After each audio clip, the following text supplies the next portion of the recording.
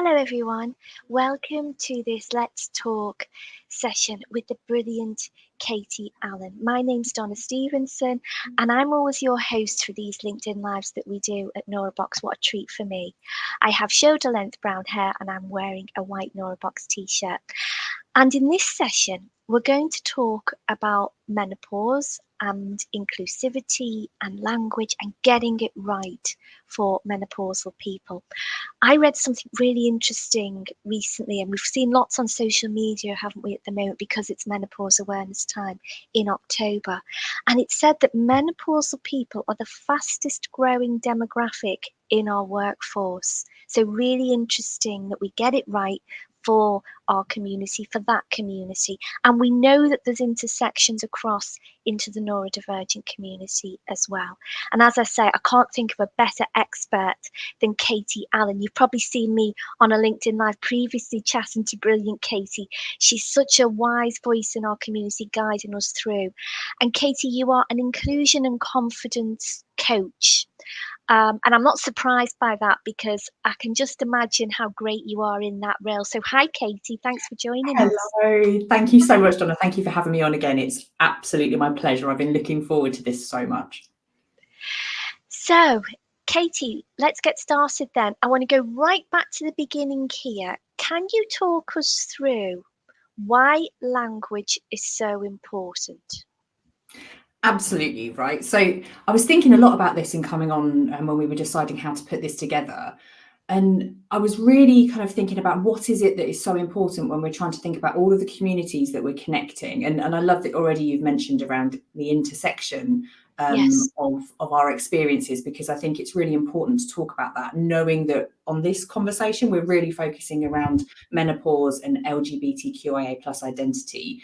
That doesn't mean that all other aspects of our identity aren't important. It's just this is the focus. So I think it's really worth saying that, because for me, language it's so important, because this is one of the main ways in which most of us communicate, isn't it? We use our words, whether it's how we speak, what we write down, what we put out there on social media, for those of us that sign the words that we choose to sign. So it is our way of communicating with one another. And I find language absolutely fascinating because it evolves, because it's not something, the meaning of words evolves with us. The way in which, when I went to school, literally meant literally and figuratively meant figuratively, whereas now like literally everything means literally. So words evolve, right? So we know that when it comes to the language we use, things shift and change. And all of this is really down to our own personal experiences and our frames of reference. So for me, what makes this such a kind of fascinating and challenging topic to talk about is that our experiences and who we are informs how we see the world, how we navigate the world, and therefore the language that we use when we have conversations. So all of this is really around kind of our perspectives. And I think this is so hugely important for us to really be talking about, because it's those experiences that we bring, our frames of reference, that shape the way that we will speak to other people and the assumptions that we make in the experiences that other people are having. And it can be really difficult as well, can't it? Though this is something, in the work that I do, speaking to people, like we get so used to the words and the language, we don't sometimes stop and question, like, oh, is this still appropriate to say? Does this still apply? It's just the thing that I've normalized in how I speak about my experiences. And sometimes we have to stop and think, oh, do I need to learn something new? Do I need to do some unlearning? So for me, language is so important, because it really conveys all of our experiences and the interaction of everybody else's experiences as well. It's massive. Yeah, I couldn't agree with you more, Katie. When I'm out and about delivering training, I talk a lot about culture for organisations. And then often the next question is, Donna, what's culture? Because it's invisible.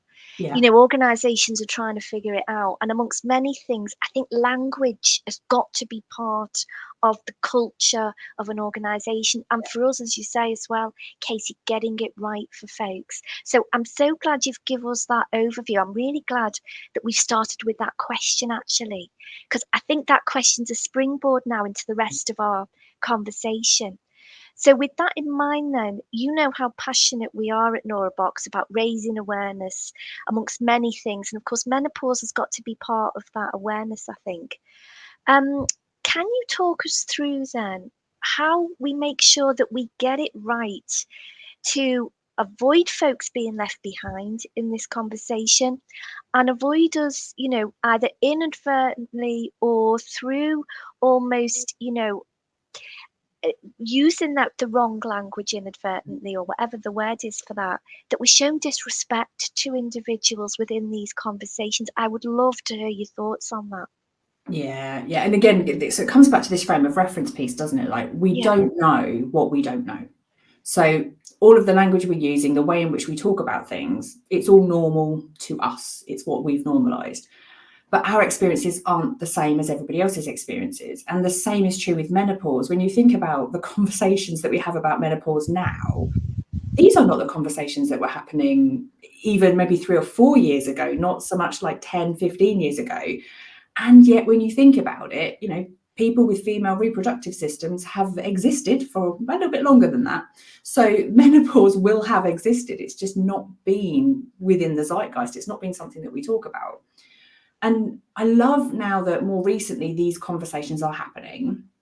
And a lot of that, I believe, is attributed to more celebrities. And it's usually, women that are speaking up about their experiences of menopause that are stopping us all and going, oh yeah, that's happening to me. Like, when I think about myself, I was like, I am feeling pretty warm. Where does this come from? It's like a furnace within me. And I do lose words and I get massive anxiety attacks. What's going on? And it's this normalizing of these experiences being spoken about that is so helpful. It helps us all bring that frame of reference to the fore so that we can actually relate to one another and kind of breathe that sigh of relief of like, oh, it's not just me. This is a thing. And I love that we're all talking about it. However, it's while those conversations have been opening up, we have to then remember, okay, it's the experiences that are being shared publicly then become the normalized common experience. And that doesn't necessarily reflect everybody's experience. So I'm really pleased that these improvements are being made. But again, it comes back to we don't know what we don't know. And when we think about these conversations around menopause, we are almost always exclusively speaking about these experiences in relation to women. And I say women referring to kind of cisgender women. And for anyone that isn't familiar with the term cisgender, it simply is the opposite of transgender. So cis would mean someone like myself who identifies with the gender that I was assigned at birth, as opposed to a transgender person who would not identify with the gender they were assigned at birth. And our gender doesn't have anything to do with our experience of menopause in that regard, because actually it's the presence of a female reproductive system that dictates whether or not we would experience menopause. And that doesn't necessarily correlate with gender. So it's great that we're having all these conversations, but we have normalized, so our language has evolved and we've normalized it to just speak about women's experiences. And that really isn't helpful when we start thinking about, okay, well, transgender men may experience symptoms of menopause. Non-binary and gender fluid people may experience symptoms of menopause. And we have to kind of think about these are more experiences that exist that we aren't speaking about. If we're not speaking about it, we aren't learning about it. And we're not investing time and energy and resources into really helping people with all the symptoms that undoubtedly they're going to be experiencing. Thank you, Katie. And this is the bit that we really wanted to explore with you. I say people going through menopause, menopausal people. This is a real personal question for me. I'm menopausal myself. Am I using the right language there in this context? Is that the most inclusive way, do you think, that we can speak about this by talking of menopausal people? Yeah, I mean, exactly that, right? So it's just about how do we remove the correlation between the experience and the gender of the person. So using terms such as, people experiencing menopause, menopausal people. If we're talking specifics, speak about a female reproductive system, because that's the kit essentially, isn't it? That is influencing how we experience it. And I guess it's all dependent, isn't it, upon the person who we're trying to connect with. So the best way to find out, and I know we're kind of skipping ahead to solutions already, but the best way to find out what is the language we should be using is we'll speak to the people that are impacted. Yeah. What is the language that they would like you to use about them? Now, on the whole, if we're going to speak broadly around kind of society and community, terms like people experiencing menopause would work because it's very inclusive. It takes the gender out. But again, if you are interacting directly with these communities, just ask people how they'd like to be referred to. Yeah. If you're not having to come up with something as a blanket statement, refer specifically to the person and address their needs, specifically. And I can understand a lot of people thinking, oh, why have we got to do this? Why is this such a challenge? Why do people care? I can understand all of these questions and thoughts are going on. And I know it can be difficult for some people to really stop and think, but in my mind, if I think about the experiences of a transgender man, this could be someone who, if they have kind of, a lot of people come to these realizations about their gender, don't they, later on in life, when we've had experiences where we're trying to live in a way that perhaps doesn't fit with our being, the way that we feel about ourselves. And these people might be older and they may have already started experiencing these symptoms. And if you aren't undergoing already your gender affirming care, then the symptoms of menopause will probably be coming your way. So I can only imagine, and again, this is not my experience, so I don't want to speak on behalf of anybody, but I can only imagine the impact of someone who is already experiencing an element of gender dysphoria to then have to also build in all of the symptoms that we experience when we go through the menopause, which is something I can speak to, such as the brain fog, the anxiety, all of those experiences.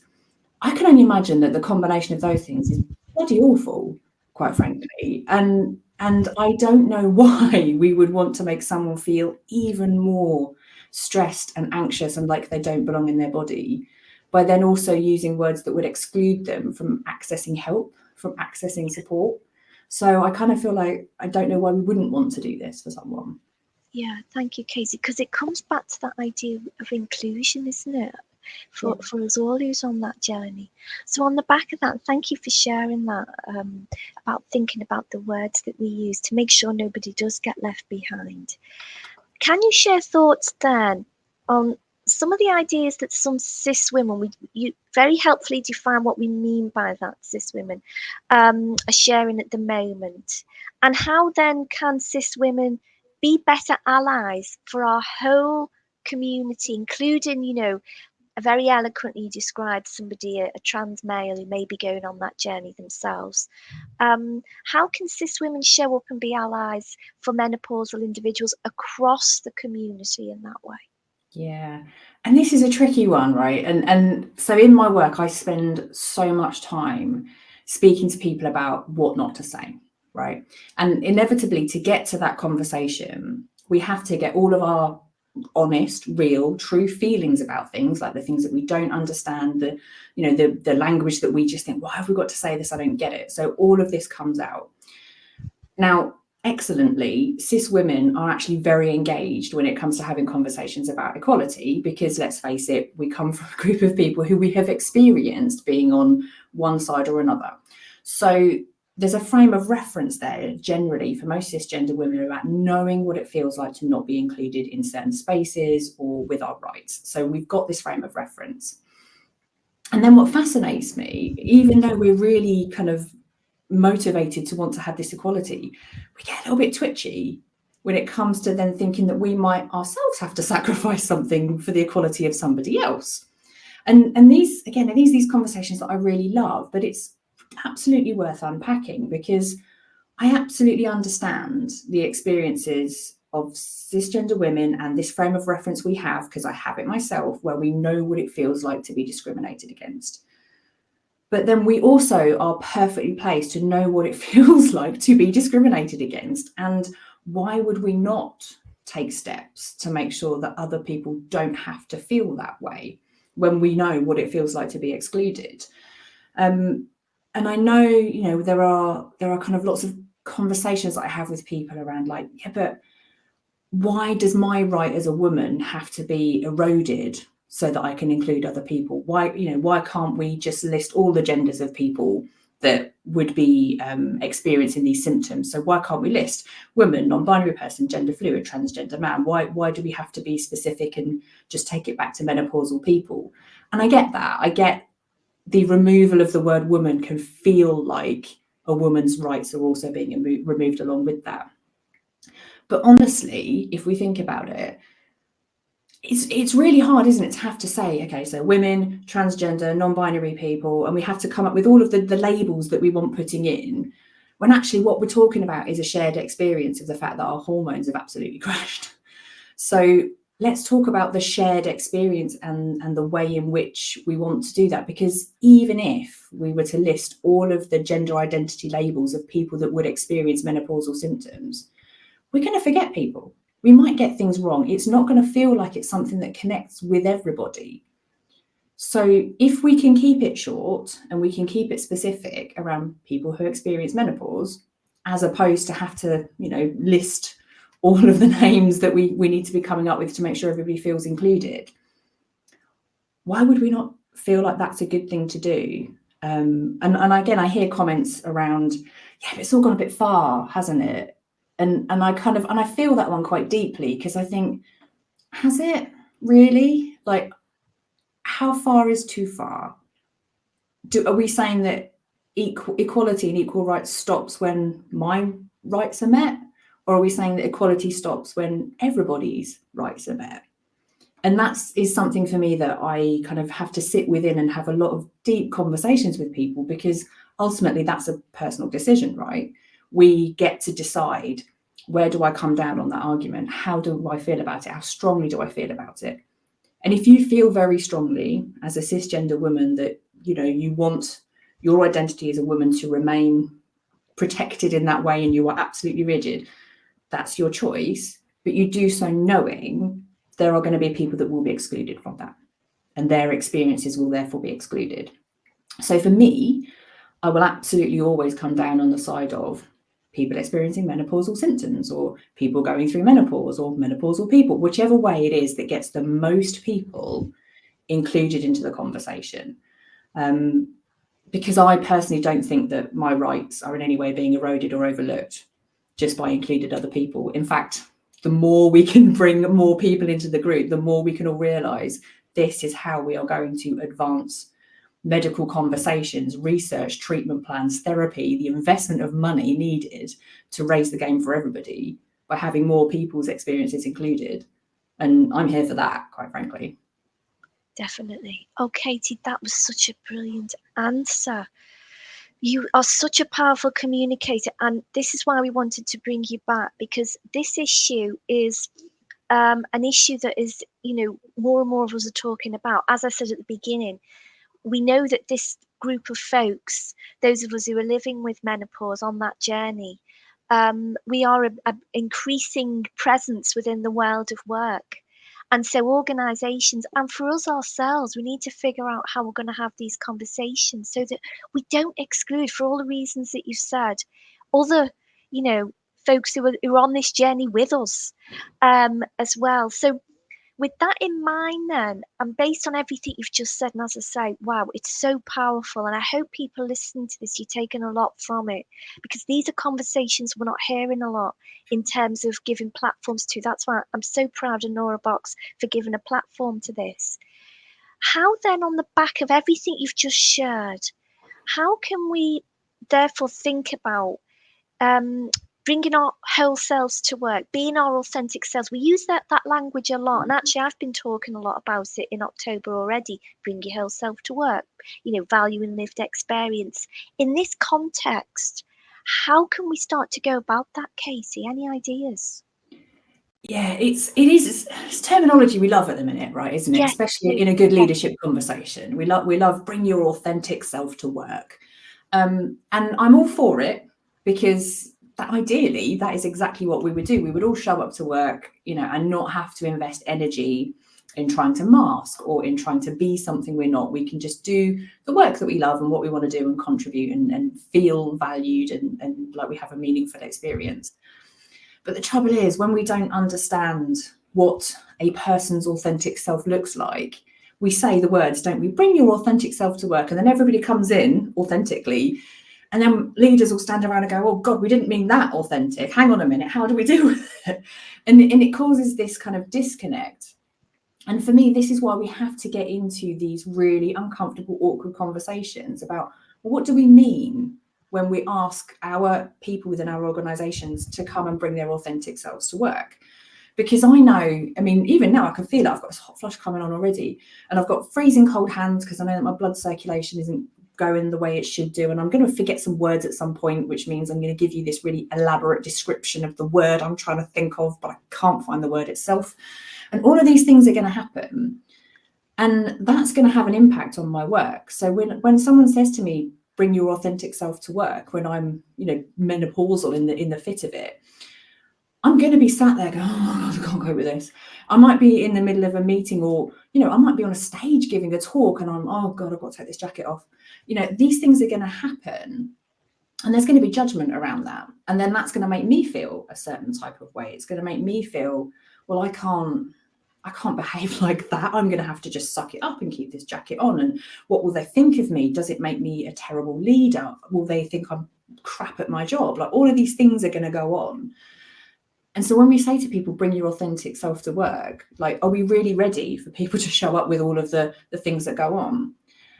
And then when that person doesn't fit, these tight normative gender boxes we've set up for people, what is the additional impact that these people are going to face as well? So if I'm a non-binary person and I'm showing up with all my hot flushes and these thoughts and having to have conversations about my experience of menopause, when people within my workplace are still trying to get to grips with using they, them pronouns for me, how does that conversation really evolve? How do we get to that place? So, how can we have these conversations about bringing our authentic selves without getting into the weeds and the real nitty gritty of what these conversations mean? Like, coming back to you said, Donna, around culture. What is the culture that we are trying to build in any space, whether it's a community group, an organisation, it doesn't matter. What's the culture we want to bring to this that will allow people to articulate their needs and to have those needs met? Because essentially that's what we're saying we want to achieve, isn't it? It is. And I really like what you're saying in terms of when we're asking folks that, and as you say, it's kind of some of the conversations that's happening at the moment. It's making sure we've done our homework, I guess, as an organisation to prepare for, what we hope is that people are going to share of themselves and not feel so scared and vulnerable to be able to say, hey, this is me. I like what you're saying. In order to facilitate that, make sure that it's not gimmicky, I guess, Katie, that we need to make sure that we've done an authentic piece across the fabric of our organisation to make sure that we're ready for all these wonderfully unique people who are gonna share of themselves in that way. So on the back of that, then this conversation's flown beautifully, actually, because as you answer something, we're going through to the next. I'm therefore going to ask you then about advice for those listening to this conversation. On an individual and organisational level, I guess based on what we've just said, we want people to share of themselves. We want to get it right about the language of conversations we're having so that no one gets left behind. Yeah. Can you come up with some ideas for us, words of wisdom, advice about what we can do, firstly at individual level, and then maybe for folks who want to feed back to their organisation as well? Yeah, absolutely. So from an individual perspective, again, well, I guess on both, it comes back to we don't know what we don't know. Yes. And there's an element of education required here. So, and if we think about organizations is just made up of a collective of individuals, right? So it's the same thing in that regard.